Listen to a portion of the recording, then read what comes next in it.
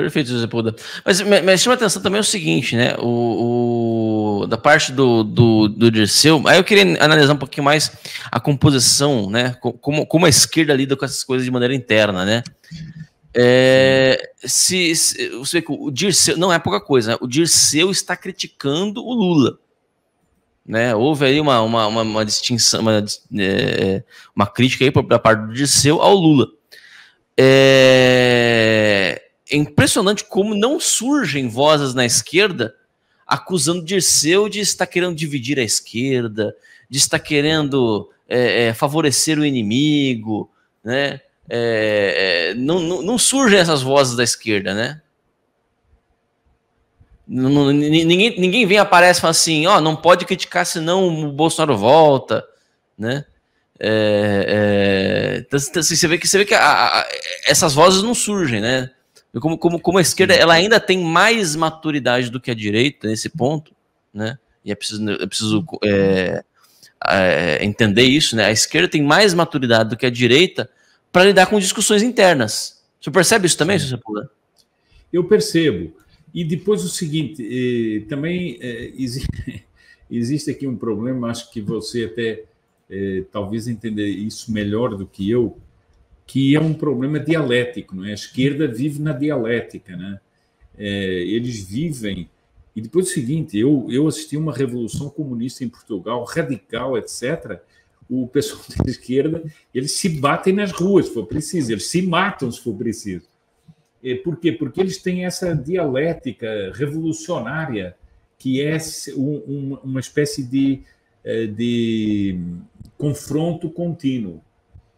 E acontece o seguinte, o problema é que muita gente da direita, que, enfim, é sinceramente da direita ou conservadora, muitas vezes não estuda e vai só pela afirmação do momento. Por exemplo, eu vejo que muita gente está acompanhando o caso, só para falar disso, do caso de Israel, do Hamas, etc. Mas fica só nessa briga, se o Hamas é terrorista, se fez isso, se matou, se não fez, e não se aprofundam com uma perspectiva histórica, não é, Ítalo? Por exemplo, você chamou uma pessoa aí que deu a perspectiva histórica de Israel, da Palestina, das coisas.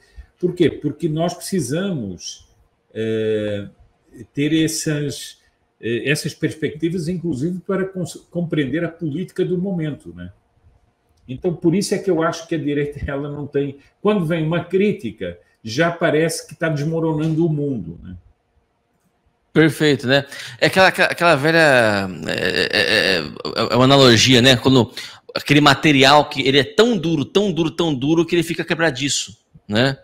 Ele se parte com mais facilidade justamente porque ele é muito duro, né? Essa é a esquerda, é tão dura, ela foca tanto na ideia de união que ela fica quebradiça. Então, qualquer coisa que você fale, você está dividindo a esquerda, a direita, não sei o que, não sei o que, não sei o que, a coisa já rachou já, entendeu? Sim. Então você veja, a esquerda, que ela é muito, a direita, que ela é muito mais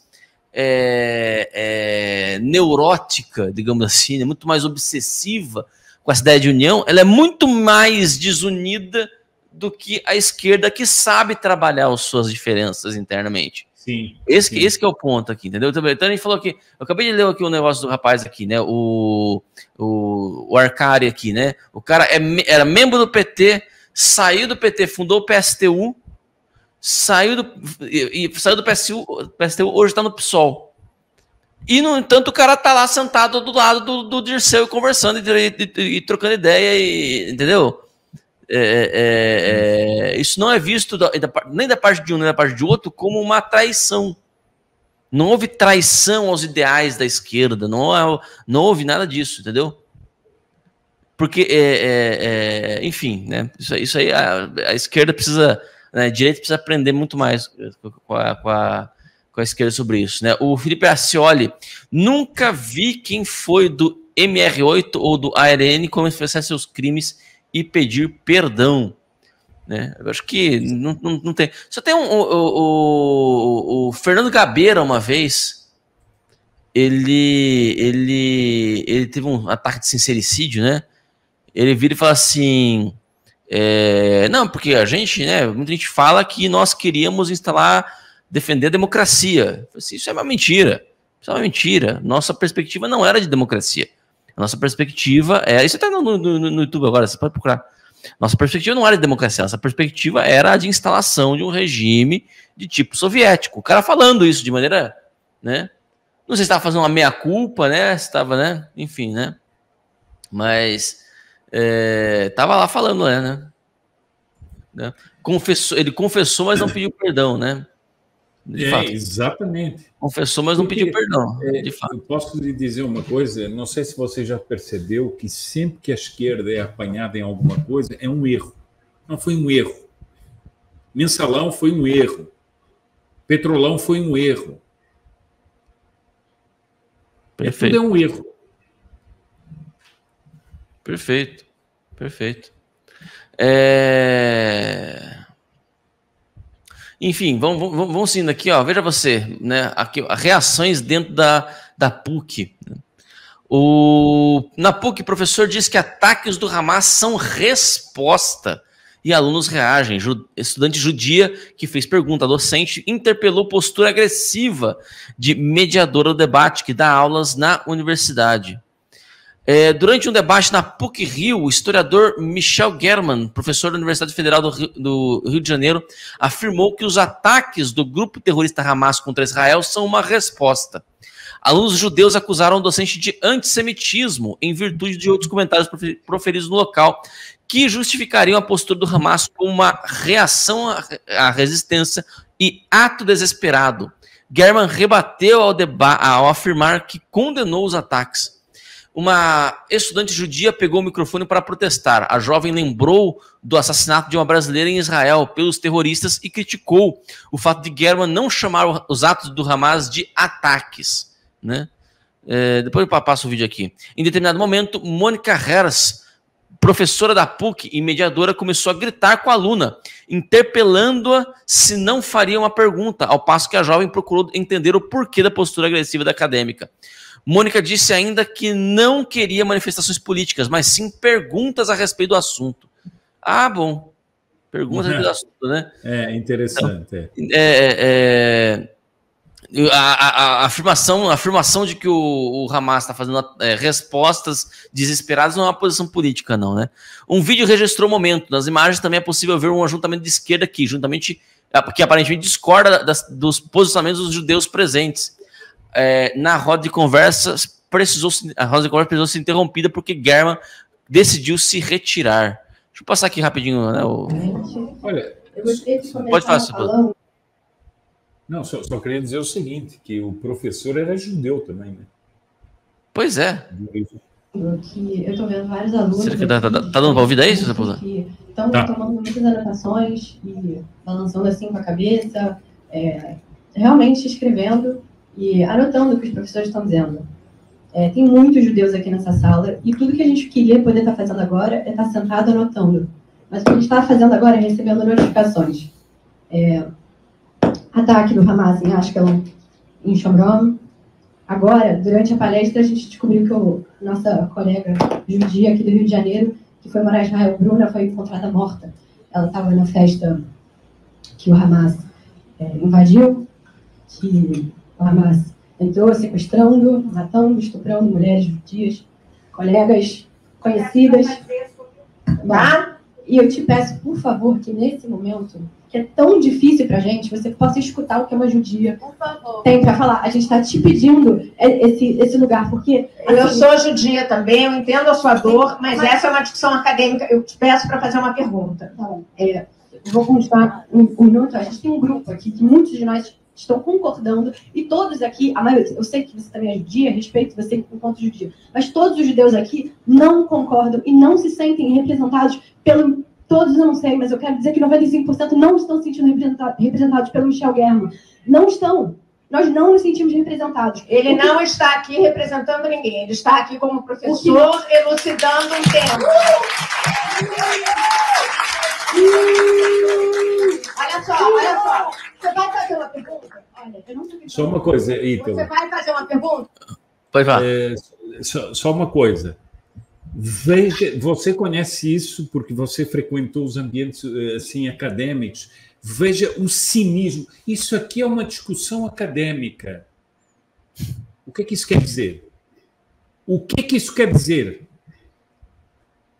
Tem uma pessoa que foi morta por um terrorista. O que é a discussão acadêmica é diferente disso, de constatar esse fato? Não, e outra coisa, né, se você puder. Desculpa. Isso é nojento. Nojento. É aquela soberba de professora que se acha uma estrela. Isso aqui é uma discussão acadêmica. Não, uma discussão acadêmica começa pela comprovação da realidade, né?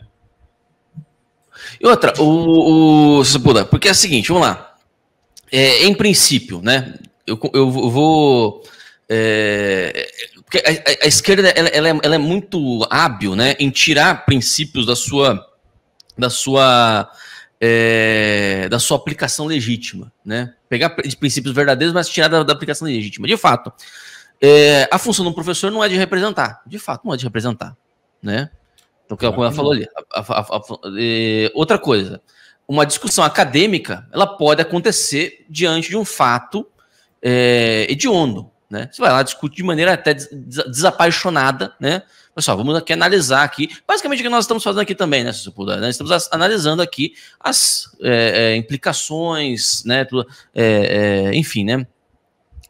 Então isso aí de fato, né? Agora, eu pergunto para a senhora Mônica Herst, né? Herst.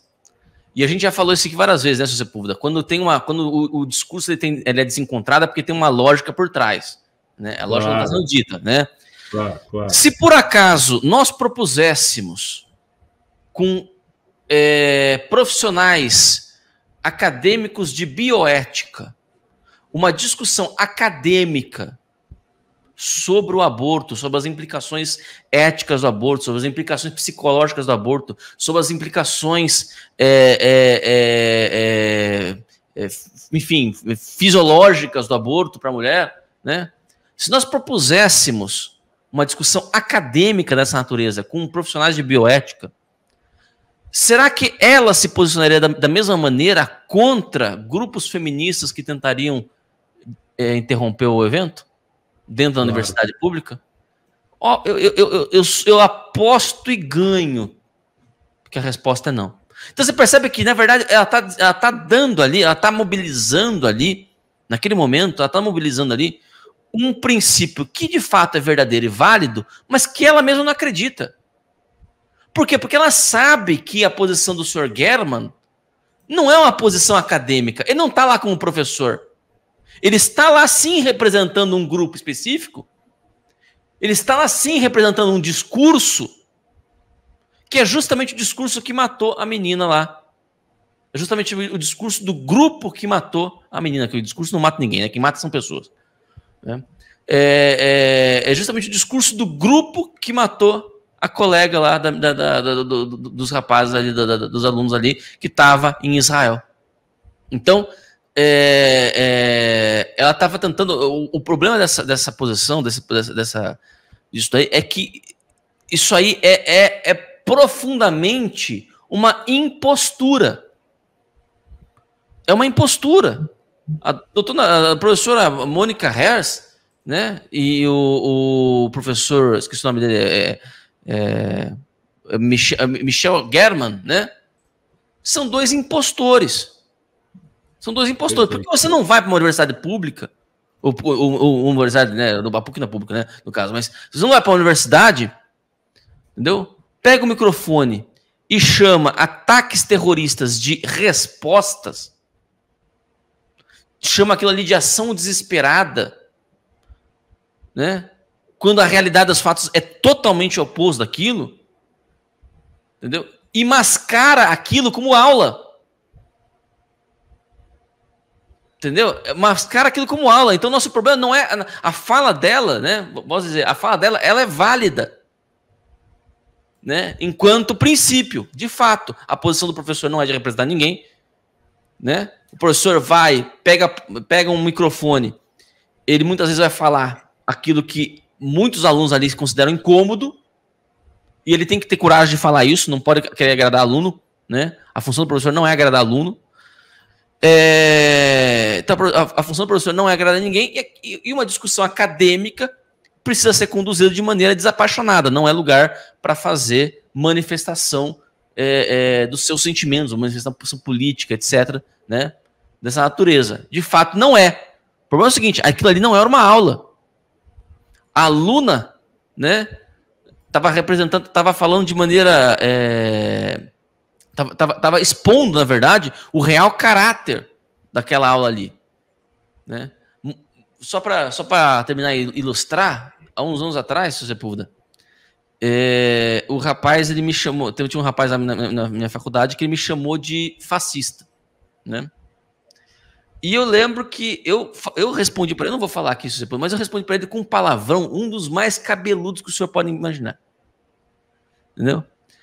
Aí houve a reação das pessoas, né? Falei assim, não, mas como é que você responde de maneira de baixo calão dessa maneira, tal, isso aqui, né? Isso aqui tá errado, tal. Falei assim, mas meu amigo, ele também não me deu, ele não me categorizou de maneira científica como fascista. Ele não pegou e falou assim, olha, analisando aqui as ideias do Ítalo, analisando aqui o fascismo histórico, né? A gente junta as duas coisas, nós percebemos que há, né, uma confluência muito grande entre as duas coisas, portanto é válido caracterizar o senhor Ítalo Lorenzon como fascista por causa disso. Não. Ele apenas pegou a carga emocional da palavra fascista e usou como xingamento. Ora, xingamento por xingamento, eu xingo de volta. Eu não vou usar outro. Eu disse para ele, assim, olha, eu respeito muito a ciência que eu pratico, que é a ciência política, para usar um termo da ciência política como se fosse xingamento, para banalizar. Então, é muito mais respeitável, né, nesse sentido, você xingar o cara de maneira explícita, né, do que usar um termo científico como se fosse xingamento. Então, nesse momento, né, declaração política por declaração política, né, declaração política por declaração política, no mínimo, ainda que você discorde de tudo que a moça falou ali. Nem acho fácil discordar, porque é muito óbvio, né? Ela vai lá e faz uma manifestação a respeito de uma amiga morta, né? Não tem. Mas ainda que você discorde de tudo que a moça falou ali, ainda assim é mais respeitável a manifestação dela do que a manifestação travestida de aula. A manifestação travestida de aula. Tá certo? Então é isso. O Wesley Gabriel falou assim que... Tem mais essa, né? Tem mais essa. O Wesley Gabriel falou o seguinte aqui, depois fala do que você o xingou. Olha, Wesley, eu vou falar o seguinte, eu referenciei a senhora mãe desse sujeito aí, né? Com uma tranquilidade do coração, porque eu também conhecia a senhora mãe desse sujeito, sei que ela merecia. Mas enfim, pode falar se você puder. O negócio tá bravo. Rogério, eu adoraria ver o Ítalo em uma faculdade nos dias atuais. Seria embate todos os dias. Mas já era naquela época, meu filho, 10 anos atrás. Né? Se você puder conhecer, inclusive lá, né, se você puder. E eu ainda outro dia estava me lembrando de uma foto que você postou no Facebook, né? Exatamente. Dizia mais ou menos o seguinte, contra a Revolução, ou não sei o que, entrou na UFSCar. Eu lembro, o conservadorismo católico, entrou numa universidade pública pela porta da frente. Exato. Lembro dessa fotografia, perfeitamente. Perfeito. Eu sem barba, meu pai amado, nunca mais.